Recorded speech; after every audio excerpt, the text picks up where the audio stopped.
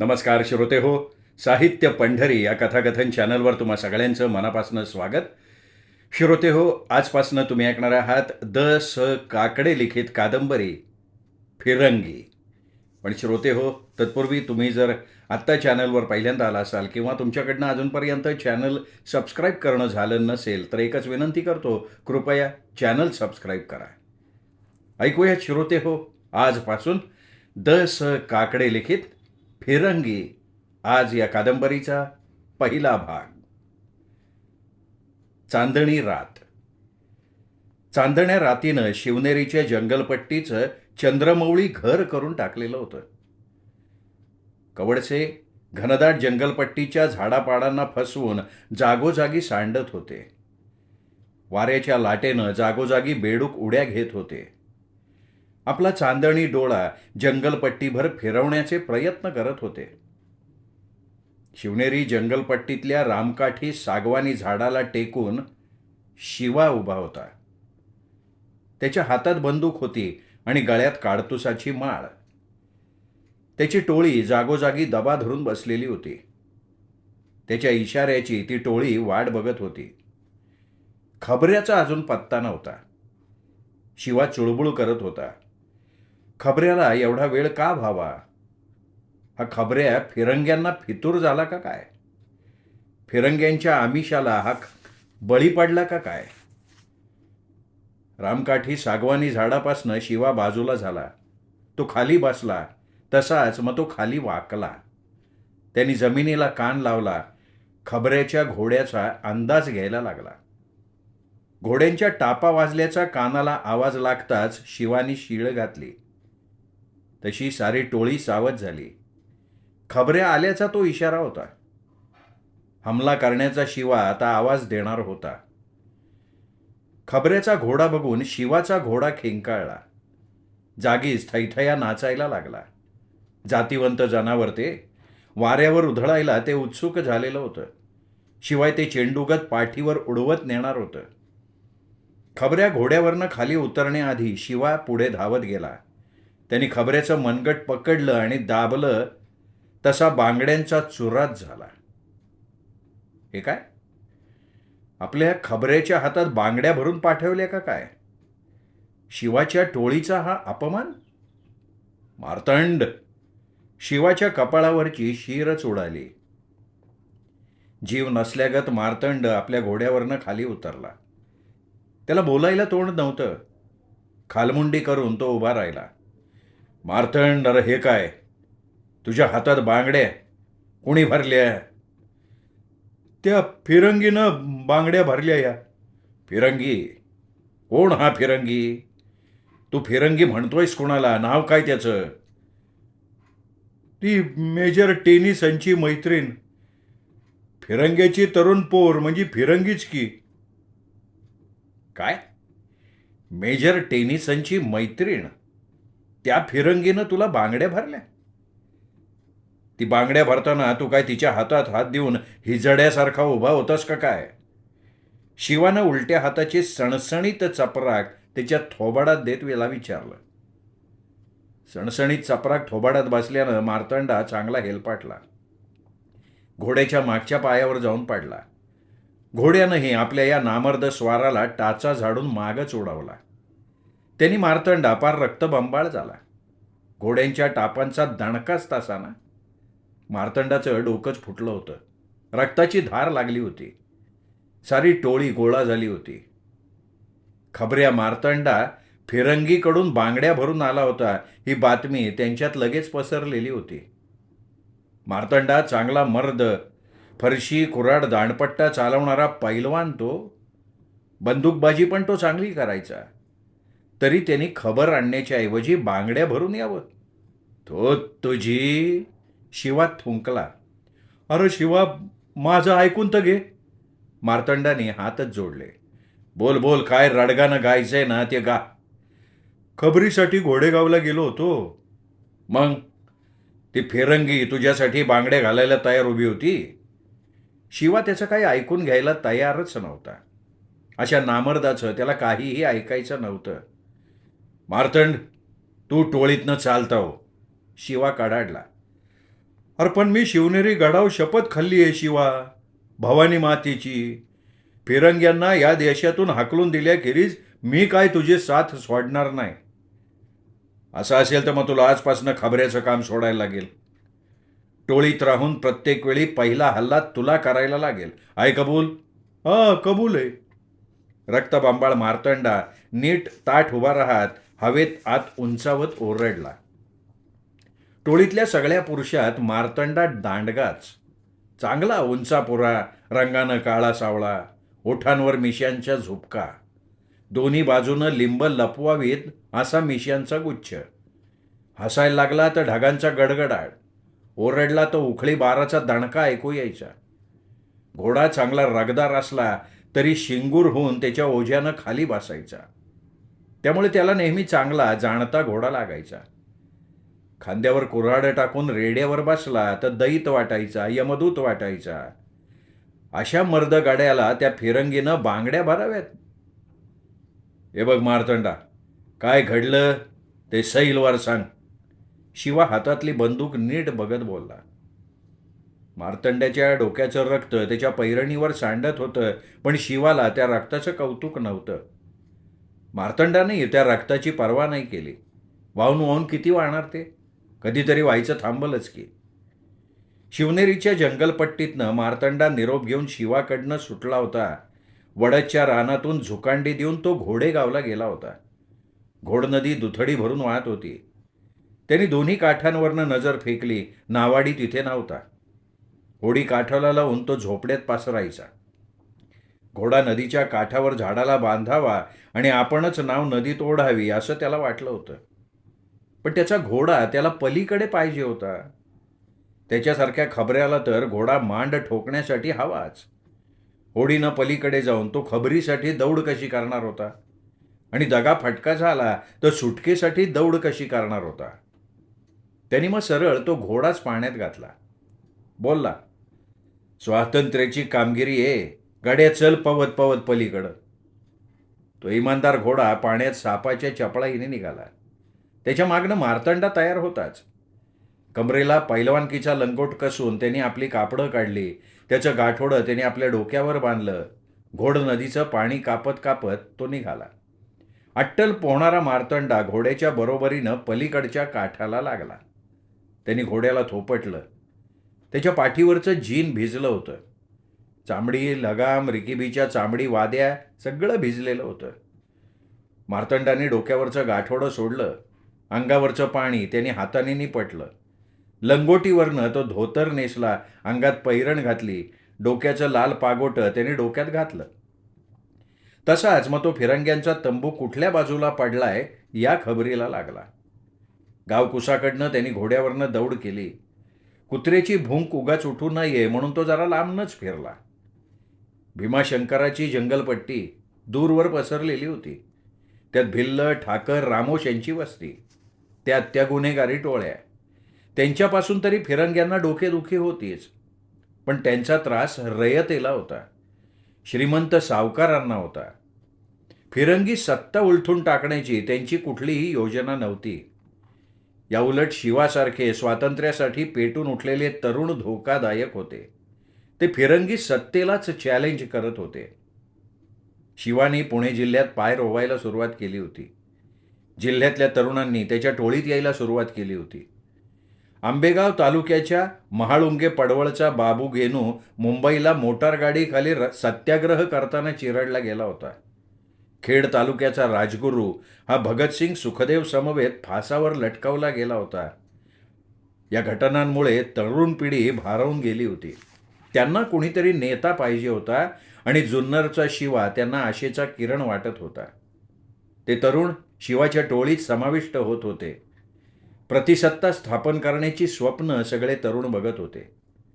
नाना पाटलांच्या प्रतिसरकारचं तुफान दल होतं. त्या तुफान दलाप्रमाणे आपल्या टोळीचं शिवाला तुफान दल करायचं होतं.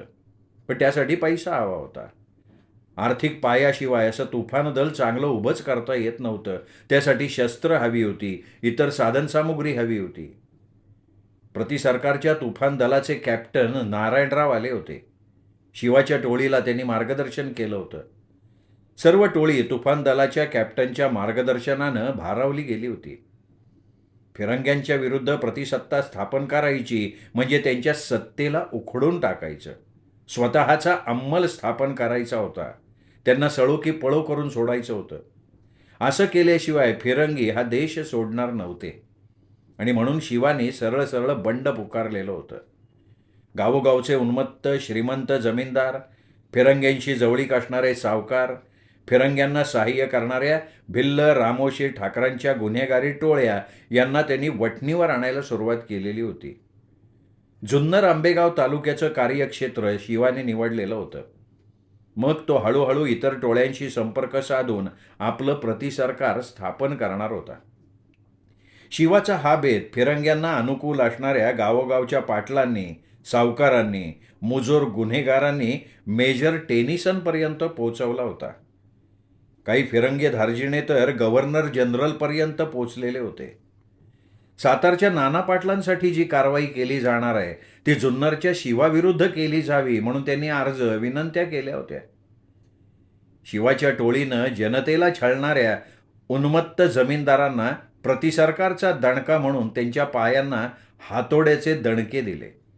तळपायांना असे दणके दिले की जमीनदार पायावर उभाच राहू शकत नव्हता. घोड्याला किंवा बैलाला पत्री ठोकावी तोच अनुभव त्यांना येत होता. त्यांना नीटपणे उभं राहणं शक्य होत नव्हतं. गावोगावच्या श्रीमंत सावकारांच्या वाड्यावर सरळ सरळ दरोडे घातले गेले. लोकांना नाडून पैसे गोळा करणाऱ्या सावकारांना चांगलं वठणीवर आणलं जात होतं. पैसा गोळा केला जात होता. फिरंग्यांच्या तंबूंवर हल्ला करून शस्त्रसाठा पळवला जात होता. सरकारी खजिने लुटले जात होते. टेलिफोनच्या तारा, रेल्वेचे रूळ उखडले जात होते. सरकारी कचेऱ्यांवरचे युनियन जॅक काढून तिथे तिरंगा फडकवला जात होता आणि लोकांची सहानुभूती आता शिवाकडे वळलेली होती. म्हणूनच त्याच्या या दहशतीला पायबंद घालायचा त्यासाठी मेजर टेनिसनची नेमणूक झाली होती. त्याचा तंबू घोडेगावला पडला होता आणि त्याची खबर आणण्यासाठी शिवाने मार्तंडला पाठवलेला होता. चांदणी रात. सारी जंगलपट्टी मार्तंडला रटाळ दिसत होती. तो घोडदौड करतच निघाला होता. भीमाशंकरच्या बाजूचाच रस्ता त्यांनी धरला होता. मध्येच लांडगा आडवा गेला. त्याच्या तोंडात तडफडणारा ससा होता. लांडग्याला शिकार मिळाली. आपल्याला खबर हवी आहे. समोरनं 2 स्वार येत होते. घोडेगावच्या पाटलाचा घोडा त्यांनी ओळखला. घोड्यावर नक्की पाटीलच असणार. त्यांनी हात केला, आवाज दिला, "हो, घोडेगावकर पाटील." मार्तंडाच्या आवाजानं घोडेगावकर पाटलांनी घोड्याचा लगाम खेचला आणि आपल्या गालमुछीवरनं हात फिरवला. बोलला, "कोण आहे रे तू?" "फिरंगी फौजेतला आहे. म्हातारी बिमार होती म्हणून गेलतो घरच्याला." "अरे पण कोण गावचा आहे तू?" "म्हाळुंगा पडवळचा." मार्तंडानं थाप मारली. "हा, म्हणजे होतात्मा झालेल्या बाबू गेनूच्या गावचा म्हण की." "हा, त्याच्याच गावचा मी." घोडेगावकर पाटलाने मग मागे पुढे बघितलं, चांगला अंदाज घेतला आणि खडा टाकावा तसा आल्हाद बोलला, "ए, तुझ्या गावचा माणूस सत्याग्रह करताना फिरंग्यांच्या गोळ्या झेलायला तयार होतोय की." "मग तो नाही का गोळ्या लागून हुतात्मा झाला मुंबईला?" "अरे तो नाही, तो मज गाडी अंगावर घेऊन हुतात्मा झाला. पण तू फिरंग्याच्या फौजेत राहून आपल्याच लोकांवर गोळ्या झाडतोय रे. आणि मग माझी ड्युटी आहे ती. म्हणजे तू फिरंग्याचा इमानी कुत्रा आहे म्हण की." "ए पाटील, तोंड सांभाळा, गोळी तोडवेल मी." "दार माकडा, तुझ्यासारखी लय इमानी कुत्रं बघितली मी. तू जा जा जा, फिरंग्याचा हाड चागळाय, जा निघ चल." "तंबू कुठं पडलाय म्हणायचा त्यांचा?" "का? तो इमानी कुत्रा आहे ना त्याचा. इमानी कुत्र्याला मालकाचं घर माहिती कसं नाही म्हणतो मी." घोडेगावकर पाटलाने संशयानं त्याच्याकडे बघितलं. ते ऐकलं आणि मार्तंडा फसला. घोडेगावकर पाटील फिरंग्यांविरुद्ध आहे या भ्रमात त्यांनी त्याला सरळ म्हटलं, "हे बघा घोडेगावकर पाटील, मी खबरे आहे शिवाचा." "काय म्हणतो? तू शिवाचा खबरे आहे? म्हणजे आपल्या जुन्नरच्या शिवाच्या टोळीतला आहे तू, असं म्हण की." घोडेगावकर पाटलानं खबऱ्या मार्तंडाची खबर लगेच मिळवलेली होती. होय पाटील. मग तुला कच्च्या गुरुचाची आलाय बघ. घोडेगावकर पाटलानं त्याचा नादानपणा त्याला ऐकवला. ते ऐकलं आणि मार्तंड खरोखर चक्रावला. घोडेगावकर पाटलाला आपण सगळं सांगून बसलोय. शिवाजी महाराजांचा हेर बहिर्जी नाईक शेवटपर्यंत स्वतःचा पत्ता लागू देत नव्हता आणि आपण तुला फिरंग्याचं तळ कुठं पाडलाय याची खबर हवी असं नाही का? नाही, मी आपला भीमाशंकरला निघालोय. कशाला? रोहिडेश्वराला शिवाजीराजाने पिंडीवर करंगळी कापून रक्ताचा अभिषेक केला होता, तसा प्रकार करायला तू काय भीमाशंकरला चालला काय? होय. त्याला ह्या पाटलाला वाटेला लावायला हवंच होतं. आमच्या गावच्या लक्ष्मीचंदच्या वाड्यावर दरोडा टाका तुम्ही. चांगले 5-10 लाखाची सोय होती बघा तुमची. निघतो आता. घोडेगावकर पाटलाशी असल्या गोष्टी बोलणं काही ठीक नव्हतं. त्यांनी घोड्याला टाच मारली आणि तो भीमाशंकरच्या रोखानं दौडत निघाला. घोडेगावकर पाटील फिरंगी धार्जिणा आहे का आपल्या पंथाचा आहे, ही नक्की माहिती मार्तंडला नव्हती. त्यामुळे तो विचारात पडला होता. हा पाटील सरड्यासारखा रंग बदलत असतो ह्याची त्याला याद आली आणि तो चमकला. शिवाविषयी त्याला माहिती होती. शिवा फिरंग्यांच्या छावणीवर हल्ला करणार म्हणून त्याचा खबऱ्या इकडे सगळा माग काढतोय ही बातमी त्यांनी फिरंग्यांना कळवली तर घोडेगावकर पाटलानं आपल्याला फिरंग्यांचा तंबू नेमका कुठे पडलाय हे सांगितलं नव्हतं. त्याला आपल्या टोळीविषयी सहकार्याची भावना असती तर त्यांनी ते सांगितलं असतं. मगाशी त्या घोडेगावकर पाटलाबरोबर दुसरा घोडेस्वार कोण होता हे आपण पाहिलंच नाही. तो दुसरा घोडेस्वारही आपल्याशी काही बोललाच नाही. आपणही त्याच्याशी काही बोललोच नाही.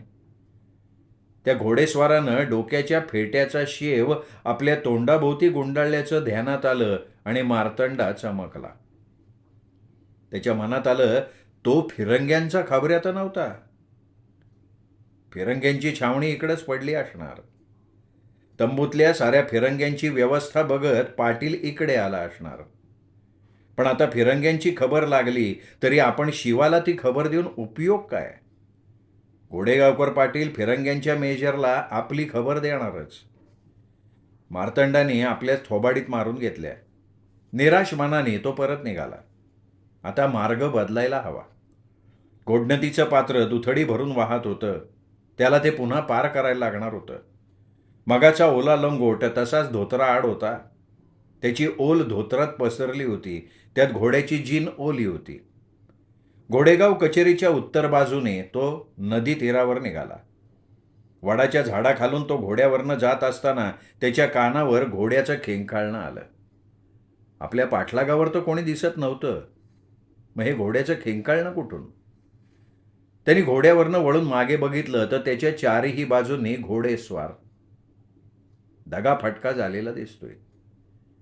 समोर नदीचं भरलेलं पात्र. घोडा पाण्यात घालूनच पाण्याचा मार्ग पसंत करायला हवा.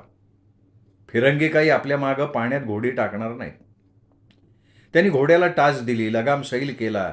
घोड्यानं इशारा ओळखला. राणा प्रतापाच्या चेतकासारखी झेप घेतली पण लगेच हवेत बार टाकला गेला. चारी बाजूनी 4 बार टाकले गेले. तरीही मार्तंडनी घोड्याचा लगाम खेचला नाही. नदीच्या पात्रापर्यंत तो गेला. त्याने रिकिबीतून पाय काढला. घोड्यावरनं त्यांनी सरळ नदीच्या पाण्यात स्वतःला झोकून दिलं. फिरंग्याच्या तावडीतून सुटण्याचा तोच एकमेव मार्ग होता. त्याचा घोडा नदी पार होऊन पलीकडे सुरक्षित स्थानी उभा राहणार होता. घोड्याच्या पाठीवर बसून पाण्यातनं त्यांनी मार्ग काढला असता तो गोळ्यांच्या वर्षावात तो चिंधड्याहून पाण्यात गटांगळ्या खात त्याचा मुडदा मग पलीकडच्या काठाला कसा बसा गेला असता. घोडा नक्कीच शिवनेरीच्या जंगलपट्टीत घेऊन गेला असता मग त्याचा मुडदा. त्यापेक्षा पाण्यात उडी घेऊन जीव वाचवणं सोपं. पाण्यात उडी घेऊन तो गोळ्यांच्या वर्षावाला चुकवत पलीकडे जाऊ शकत होता आणि तेच धाडस त्यांनी केलं. त्याच्या घोड्यांनी प्रसंग ओळखला होता. त्यांनी पाण्यात उडी घेतली. तो धारेला लागून झेप मारत मधल्या धारेला कापण्यासाठी तिरका तिरका पाणी कापत निघाला. त्याच्या मागणं मार्तंडा निघणार होता. पाणी कापण्यासाठी त्यांनी हात मारले तर त्याच्यावर शिताफीनं दोराचा फास फेकला गेला होता. दोराच्या फासाची कल्पना येताच मार्तंडानं बुडी मारण्याचा प्रयत्न केला, पण त्याआधीच त्याच्या नरडीभोवती फास करकचून आवळला गेला. मोठा मासा गळाला लागावा आणि मग तो काठाकडे ओढला जावा, मग त्याची सुटण्यासाठी तडफड व्हावी, असा तो जीव घेणा प्रसंग होता. मार्तंडनं नरडीचा फास सोडवण्यासाठी गळ्याला हिसका दिला, तसा फास सुटण्याऐवजी तो नरडीभोवती गच्च आवळला गेला. गळ्याला तातच लागली. दोन्ही हात त्यांनी गळ्याभोवती आवळलेल्या दोरीच्या फासाला लावले, तसा तो पाण्याबाहेर वेगात ओढला गेला. पाण्याची धार पाण्यातनं सहजपणे बाहेर ओढता येते, पण ती पाण्याबाहेर काढल्यानंतर वरती ओढणं मात्र कठीण असतं. मार्तंड काठावर खसदिशी ओढला गेला होता, पण काठावरून आणखी बाहेर ओढता येत नव्हतं. जबर वजनी गडी. I caught this big fish.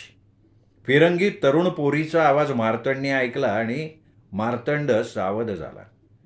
जमिनीवरनं तो ताडदिशी उठला.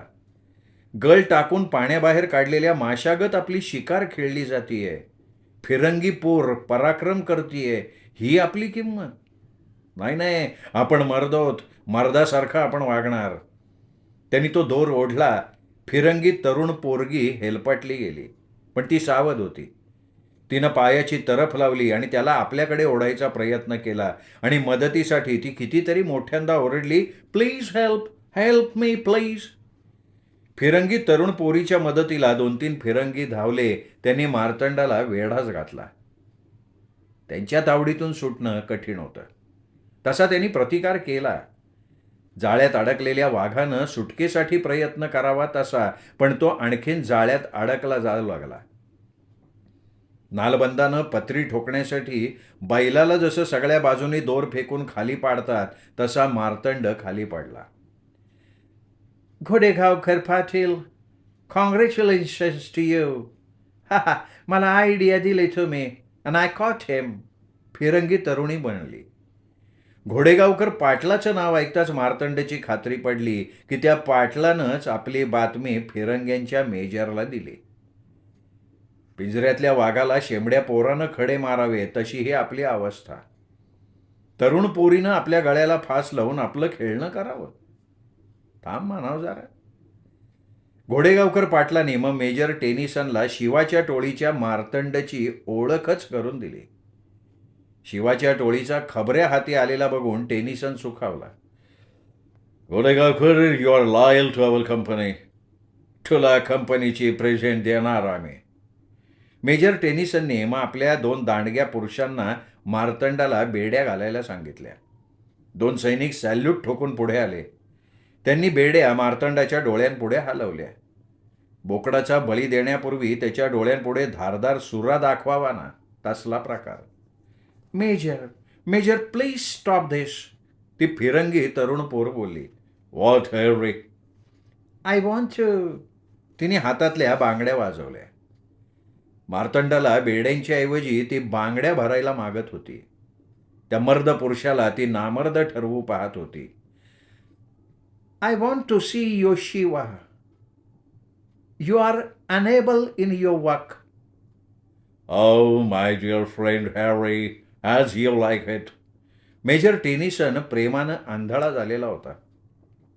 मार्तंडला दोघांनी 2 बाजूनी धरला. हॅरीने आपल्या हातातल्या बांगड्या मग मार्तंडच्या दोन्ही हातात भरल्या. मार्तंडनी खूप प्रतिकार केला, पण त्याचं काही चाललं नाही. त्यात एकानं बंदुकीची नळी छातीला लावली होती, तर दुसऱ्यानं पाठीला बंदुकीची नळी लावून धरलेली होती. मार्तंड, नाव हँड्स अप. तुझे दोन्ही हात उपर कर. नाही, हात वर करणार.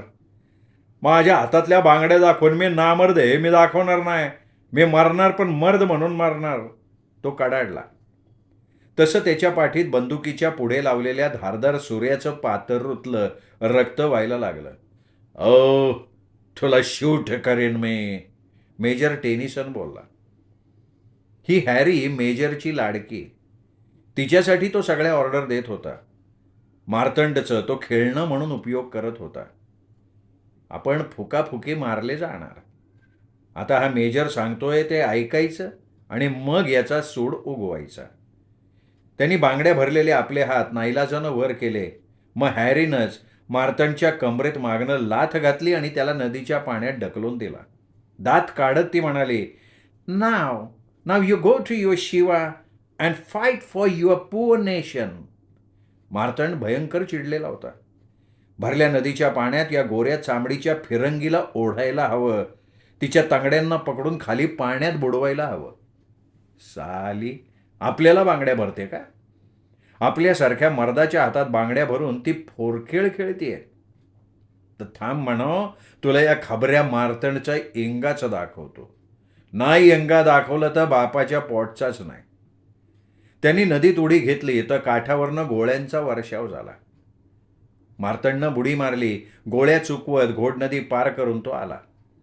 आपल्या हातातल्या या बांगड्या फोडायला हव्यात असं त्याच्या मनाला वाटलं, पण नंतर त्यांनी विचार केला, नको. आपल्या शिवाचा आणि आपल्या टोळीचा झालेला हा अपमान शिवानी पाहायला हवा. म्हणजे मग शिवाला त्वेष चढेल, त्यालाही चीड येईल आणि सगळी टोळी साथीला घेऊन तो लगेच मेजर टेनिसनवर हल्लाही करेल. त्या फिरंगी पोरीचं आपण सुद्धा थोबाड फोडून टाकू. तिच्या त्या बांगड्या तिच्याच टेनिसनच्या हातात भरू आणि तिला सांगू, बघ हे फिरंगी बघ, तुझा हिजडा फिरंगा, आम्ही याला बांगड्या भरल्या. मार्तंडचा घोडा नदीच्या पलीकडच्या तीरावर आपल्या पराक्रमी स्वाराची वाट बघत होता. मार्तंडला बघताच तो मागच्या पायावर उभा राहिला. पुढचे पाय वर करून त्यांनी त्याला सुखरूप आला म्हणून सलामीही दिली. त्यात ते इमानी घोडं जोरात खेंकाळलं. मार्तंडानं त्याच्या मस्तकावरनं हात फिरवला. घोड्यानं आपल्या मर्दाच्या हातातल्या बांगड्यांचा आवाज ऐकला आणि घोडं पिसाळलं. आपला मर्द नामर्द झाला. त्याला बांगड्या भरल्या गेल्या. हा जिता कशासाठी आला आपल्या पाठीवर बसायला? आणि घोडा उसळायला तयार झाला. मार्तंडला पाठीवर न घेता तो दौड मारणार तर त्याच्या पाठीवर ते बांगडी असलेलं मढं बसलं. घोड्याला आपला अपमान वाटला. तो पाठीवरचं हे नामर्द ओझं फेकून द्यायचं घोड्यानेही ठरवलं. ती घोड्याची भावना मार्तंडनं ओळखली. लगाम हाती धरून घोड्याच्या पाठीवर त्याने उडी मारली. अंगावर सगळे कपडे ओले. त्याचं त्याला काही नव्हतं. त्या फिरंगीनं केलेला अपमान मार्तंड विसरू शकत नव्हता. मार्तंडनं शिवाला ही सगळी कहाणी सांगितली तेव्हा मार्तंड खूप रडत होता, चिडलेला होता आणि शिवा चडफडायला लागला होता. त्या फिरंगीनं आपल्या टोळीचा असा अपमान करावा? मार्तंड तर पार घुसमटला होता. मार्तंड, तुझ्या उजव्या हातातल्या बांगड्या माझ्या हातातनं चोरल्या गेल्या, पण डाव्या हाताच्या बांगड्या आहेत ना, त्या दे माझ्याकडं. ना तू काय करणार आहे रे? चिमाने विचारलं. त्या फिरंगीचा तो लाडका मेजर आहे ना टेनिसन, त्याच्या दोन्ही हातात या बांगड्या घालणार मी. त्याच्या हातात बांगड्या घालेपर्यंत या बांगड्या मी हातातनं काढणार नाही. त्याला नामर्द ठरवणार. शिवा, तू आता आराम कर. आम्ही जातो टोळी घेऊन. आज रात्री त्या टेनिसनच्या फौजीशी सामना करतो, त्याचे दोळदान उडवतो. अरे आज त्याचे दोळदान उडवलेच पाहिजे. मला बांगड्या भरताय काय? मार्तंड पण उसळी घेत म्हणाला. शिवानी सगळा अंदाज बांधला. शिवा तसा शांत डोक्याचा. सगळं काही करणार पण योजनाबद्ध. शिवानी मार्तंडला थोपटला आणि म्हणाला, मार्तंड तू जरा शांत हो. म्हणजे या बांगड्या हातात घालून शांत झोपायचं का? नाही जमणार.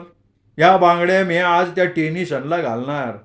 त्या फिरंगीला दाखवणार हा मार्तंड आहे ना नामर्द नाहीचे. हे बघ शिवा, तो टेनिसन आहे ना, तो टेनिसन आता सावध झाला असन. अरे त्याला माहिती आहे हा शिवा मार्तंडच्या अपमानाचा बदला घ्यायला येणारच आहे. तेव्हा त्याला आजच्या रात्री जागरण होऊन दे, त्याला तसा तडफडून दे. म्हणजे आजचा हमला रद्द करायचा होय. अरे हा ना बाबा. नाही, पण मी नाही ग बसणार. मी एकटा जाणार, एकटा हल्ला करणार, हातबॉम्बच फेकतो आणि त्या टेनिसनला उडवून टाकतो.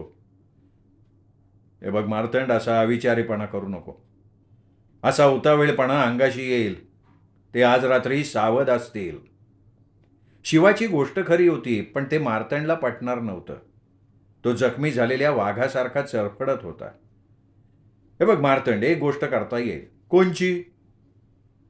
त्या घोडेगावकर पाटलाला धडा शिकवता येईल. त्याने आपल्या टोळीला काहीच मदत केलेली नाही. तो भूमिगत असलेल्या देशभक्तांनाही कधी मदत करणार नाही. आपल्यासारख्या शस्त्र हाती घेणाऱ्यांनाही तो मदत करत नाही. उलट आपला ठावठिकाणा तो फिरंग्यांना देतो. मार्तंडचा चेहरा उजळला. घोडेगावकर पाटलांनीच त्याला पहिल्यांदा हटकलेलं होतं. त्यांनीच मेजर टेनिसनला त्याची खबरही दिली होती. आणि त्याला टेनिसन प्रेझेंट द्यायची वार्तासुद्धा मार्तंड समोरच करत होता. आता त्याला आपल्या टोळीचं प्रेझेंट द्यायला हवं. हे बघ मार्तंड, तू तुझ्या हातानं घोडेगावकर पाटलाच्या पायात पत्र्या ठोकायच्या पुन्हा नीट उभा राहता कामा न येतो. पत्र्या ठोकायच्या? पण मी नाना पाटलाच्या प्रति सरकारच्या पत्र्या नाही ठोकणार. मी खरोखरच्या पत्र्या ठोकणार. पत्र्या ठोकतानाच तो पाणी मागायला पाहिजे.